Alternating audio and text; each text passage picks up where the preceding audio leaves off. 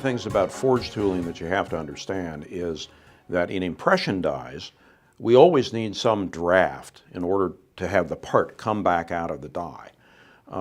You've got two dies that are coming together. You've got half the cavity, in a sense, in each die, and we're forcing that material into that die. We can't have undercuts. We can't have voids. We can't have ways that trap the metal so that the part won't come back out of the die. So that's why we need some draft to allow that part to release from the die.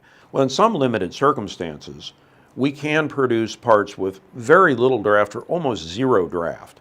And what we're counting on there is that the material will chill a little bit, will cool off a little bit in the die and shrink back away from those walls so it releases. As those two dies come together, the other thing that will happen is there will be material that will flow out between the dies in what we call flash.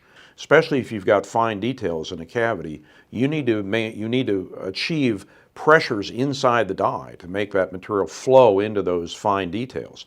And trapping the material in the flash means that you're going to increase the pressure inside the die until it's filled, and then the excess will flow out into the flash. Now, we trim that off in a secondary operation.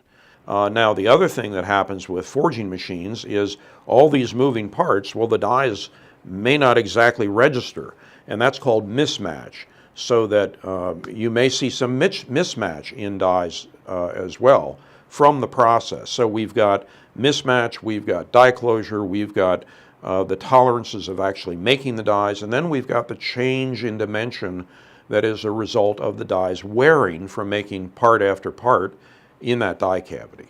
Most forgings that are used as component parts end up getting machined. So one of the things that's very important is that we understand where the fixturing is on those parts. That is, where we're going to grab onto them, or where a customer is going to grab onto them in order to do the machining operations. Then we take extra efforts to control those surfaces so that that machining process is consistent, so that every part is going to be machined the same way and provide the same results. These are the kind of parts you want to use in very severe applications or in very specialized applications where you need the kind of microstructure that you only get from forging. That's why we make forging.